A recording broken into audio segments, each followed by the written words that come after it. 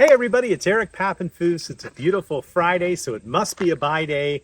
And we are here at the shores of the beautiful Seneca Lake in the Finger Lakes region of New York to talk about what at the time, meaning right after the Civil War, was the largest asylum in America.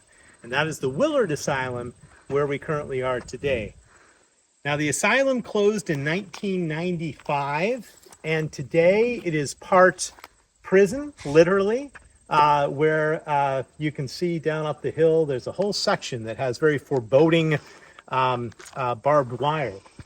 But it's also part ruin, and we are here at a place called Hadley Hall, which when the asylum was fully up and running, was a place of recreation for the people who lived here. Now, we have three stories that we're on the search of today to tell, and they all sort of intertwine here at Willard, and I find that pretty fascinating. These are three different books that have inspired me from our latest trips, and you know where they were: the Newtown Library sale, the Berry Hill Bookshop. Well, Willard Asylum kept coming up again and again, Kathy, and so we thought we needed to come back. If you look over there by the beautiful grove of trees, right behind there is where the women were basically lived, and it's now all a ruin. And if you come back here, you'll see a couple things. You'll get a chance to see some tiles at the entryway that were apparently made on site and made by people who were, in fact, patients here at Willard. Take a look at the tiles. They're really quite pretty beautiful. encaustic tiles there. So in this building, they had a movie theater, a bowling rink, and you could also, if you're a member of the town, this is one of the few places where you could come interact with some of the people who were here. But let's get to our first book, shall we? Yes. All right. In here, Kathy, we have a very rare book. This is one that came from Newtown, and it is a story of a woman by the name of Elizabeth Packard. And I'm going to open it up. Even though it's in terrible condition, it's an extremely rare book, which you don't see a lot of. Now, you can see that this book was published in 1875, and although Miss Packard was never here at Willard, she was freed from her own asylum and went on a lecture tour at about the same time that Willard was opening and beginning to grow. So this was one of the asylums that she was literally campaigning about. And this book, she would have sold hand to hand. This would be a privately printed book that she would have sold on her lecture tours, which brought her right here into New York. Even has an old bookseller stamp showing that the book ended up here in New York at one point. So who was Elizabeth Packard, Kathy? Do you know anything about her? I do not. Well, you can tell a little bit from the title of the book, and you can get a little sense from the chapter titles that she was a campaigner against asylums like this at Willard. Now, when Willard was founded, it was one of the last things that President Lincoln did before he was assassinated, was he established this, named after the Surgeon General here in New York State. It was supposed to be rehabilitative, a beautiful working farm and views of the lake. But in reality, these asylums very quickly became more akin to prisons. And I want to refer you to the by day that we did a few months ago. I'll put the link in the comments at the Pennsylvania State Hospital in Harrisburg, where we talked about the history of insanity and its interpretation by doctors over many centuries. This is more of a story of some of the people who were here. And Ms. Packard was actually in an asylum that was similar in Illinois. But what makes her unusual is that she was committed by her husband. And at the time, wives were really considered by law to be very little more than simply property. And your husband could send you to an asylum without even trial by jury, just a simple testimony of a doctor. So he got upset with his wife. Do you know why, Kathy? Because Elizabeth was disagreeing with him. And, especially on matters of religion and also on matters of the Civil War and slavery. She actually supported John Brown and abolitionism. He couldn't believe it. He thought that was a clear sign of her insanity. So he had a doctor pose as a salesperson, get some testimony from her, and found out that she really didn't like him very much. And she She was then simply committed, and she stayed in an asylum for 3 years where she was treated dreadfully. And despite her protestations that there was absolutely nothing wrong with her, people kept trying to cure her of her free-thinking ways.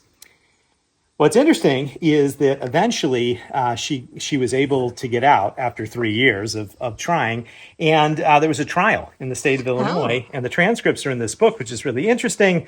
But basically, here's just another illustration of her being escorted off by all these men who thought they knew better.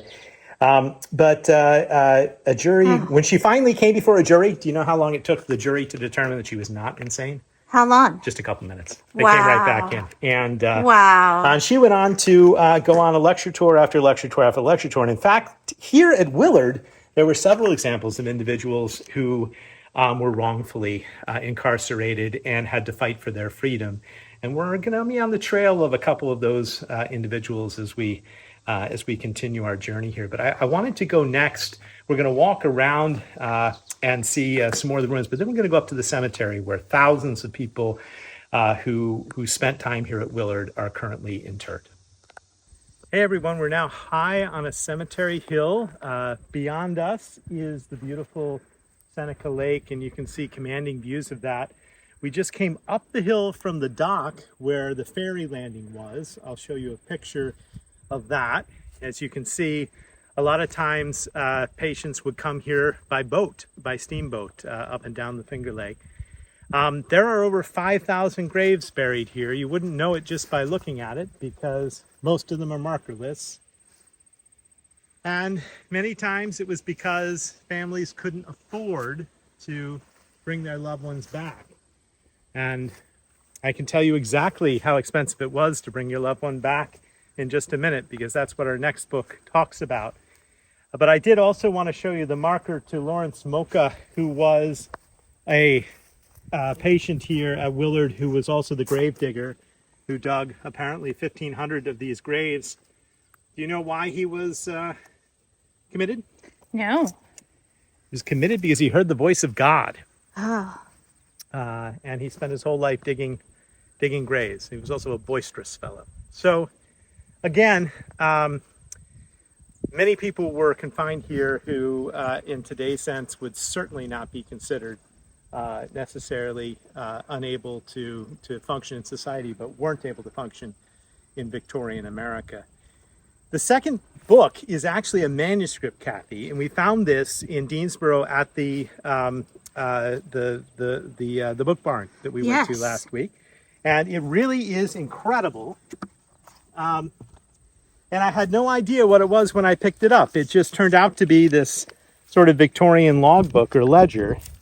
It was owned by a gentleman by the name of Daniel Fritcher, who was from Fonda, New York.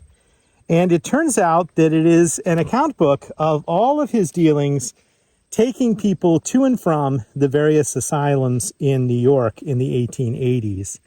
Went to Utica Asylum with John Farrell, lunatic, et cetera, and this is how much it cost.